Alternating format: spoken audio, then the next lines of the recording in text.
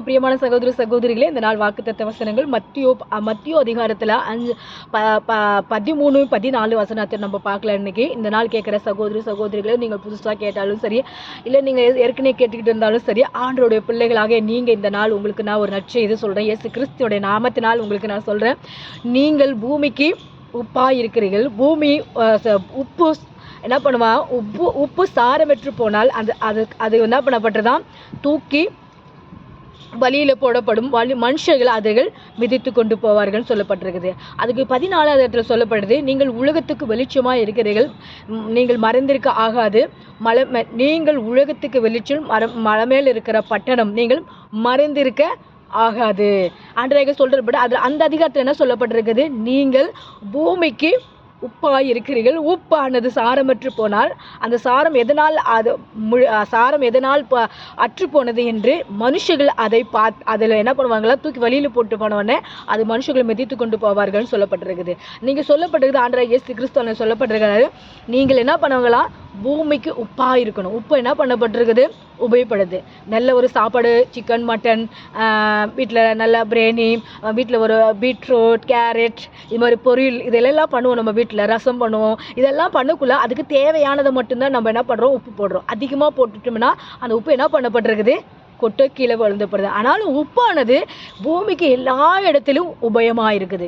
நம்ம என்ன பண்ணுது, உலகத்துக்கு உபயமாக இருக்கணும். உபயம்னு சொல்லி பார்த்தா ஏதாவது ஒரு பிரயோஜனமான காரியம் செய்யணும். இந்த உலகத்தை நம்ம வாடும், நம்ம வேலை செய்கிறோம், குடும்பத்தில் பிள்ளைங்கள் இருக்காங்க, வாழ்க்கையில் இருக்கோம், எல்லாவற்றையும் என்ன பண்ணுவோம், ஏதாவது ஒரு காரியத்துக்கு நம்மளை கர்த்தர் என்ன பண்ணுவாங்களாம், பயன்படுத்தி கொண்டு இருக்காராம்.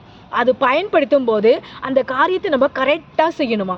அது கரெக்டாக செய்யலைன்னா என்ன பண்ணப்பட்டிருக்குது, சில பேர் நம்ம அதிகமாக என்ன பண்ணப்படுது, சமையல் பண்ணுறவங்களுக்கு உப்பு அதிகமாக பிடிச்சணும், தூக்கி கொட்டப்படுதுன்னா, இது வேலை செஞ்சுட்டு இருக்கோம், அந்த வேலையில் கரெக்டாக நம்ம செய்யலாம், தப்பு ஆயிடுச்சுன்னு என்ன பண்ணுவாங்க, அங்கே இருக்கிற மேனேஜர்கள் நம்மள சண்டை போடுவார்கள். அங்கே இருக்கிற நம்மளுக்கு இருக்கிற மேலே இருக்கிற அதிகாரிகள் நம்மளை திட்டுவாங்க, சண்டை போடுவாங்க. அதனால் என்ன பண்ணுவோம், கரெக்டான நம்ம நாணமாக, அறிவாக, புத்தியாக காரியத்தை நம்ம செய்யணும்னு சொல்லி ஆண்டவராகிய இயேசு கிறிஸ்து சொல்கிறாரு. ஆனால் அது நம்ம கரெக்டு மீறி செஞ்சிட்டோம்னா நம்மளுக்கு திட்டு கிடைக்கும். அதே போல் சாப்பாடில் அதிகமாக உப்பு போட்டுட்டோம்னா என்ன பண்ண, தூக்கி குப்பையில் போட்டுருவாங்க. அதே போல் நம்ம வாழ்க்கையில் நம்ம ஏதாவது நம்ம புரோஜனம் இல்லைன்னா நம்மளை என்ன பண்ணுவாங்க, இவங்கள ஒன்றுமே பிரயோஜனம் இல்லை, இவங்களை தூக்கி ஒரு ஓரம் கட்டிட்டு அப்படின்னு சொல்லிடுவாங்க.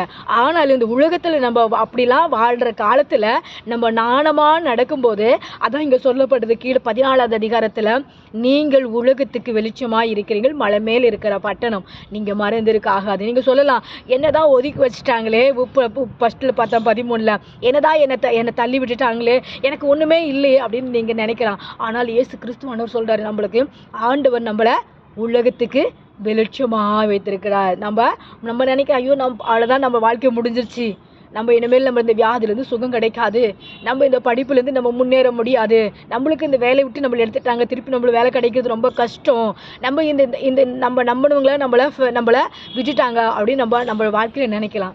ஆனால் இயேசு கிறிஸ்து சொல்கிறாரு, நீங்கள் மலை மேல் இருக்கிற பட்டணம், நீ என்னிடத்துல வா மகனே, என் மகளே என்னிடத்துல நீ வா, மகளே நீ என்னிடத்துல வா, சகோதரியே நீ என்னிடத்துல வா, தாயே நீ என்னிடத்துல வா, உனக்கு ஏதாவது ப்ராப்ளம் இருந்தால் நான் உனக்கு விடுதலை தந்து உன்னை ரட்சித்து உன்னை ஆசீர்வதிப்பேன்னு சொல்லி ஆண்டவராகிய இயேசு கிறிஸ்து இந்த நாள் சொல்கிறாரு.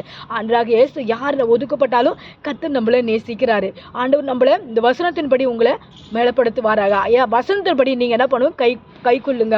நம்ம என்ன பண்ணுவோம், பரிசுத்த ஆவியானவர் இந்த நாள் சொல்றாரு, நாம் எதுக்காவது ஒரு காரியத்துக்கு உபயமாக இருக்கணும். அதனால தான் சொல்ல, பூமிக்கு பூமி உப்புனது பூமிக்கு உபயமாக இருக்குது. அது உபயமாக நம்ம வாழணும். இந்த உலகத்தில் நம்ம வெளிச்சமாக இருக்கணும், மலை மேல இருக்கிற பட்டணமாக நம்ம இருக்கணும். பட்டணமாக கர்த்தர் நம்மளை வைப்பார், உங்களையும் வைப்பார். சகோதர சகோதரிகளே, நீங்கள் நினைக்கலாம், நான் எப்படி மலை மேல இருக்கிற பட்டணமாக எப்படி ஆகணும்னு சொல்லி நினச்சோம்னா, ஆண்டவராகிய இயேசு கிறிஸ்துவிடத்தில் பற்றுக்கொண்டு வாழும்போது கர்த்தராகிய இயேசு கிறிஸ்துவானவர் உங்களுக்கு வழிகாட்டுவார், உங்கள் தேவைகளை சந்திப்பார், உங்களுக்கு ஞானம் தருவார், உங்களுக்கு கர்த்தர் உங்களோடு கூட இருந்து உங்களுக்கு வழிகாட்டியாக இருந்து உங்களை பாதுகாப்பார். முதலாவது நம்ம ஆண்டவரை விசுவாசித்து சபைக்கு போகணும், சர்ச்சுக்கு போகணும், பைபிளை வாசிக்கணும், நம்மளும் ஜெபம் பண்ணணும். ஜெபம் பண்ணும்போது கர்த்தர் நம்மளை உயர்த்துவாராக. God bless everyone. Praise the Lord.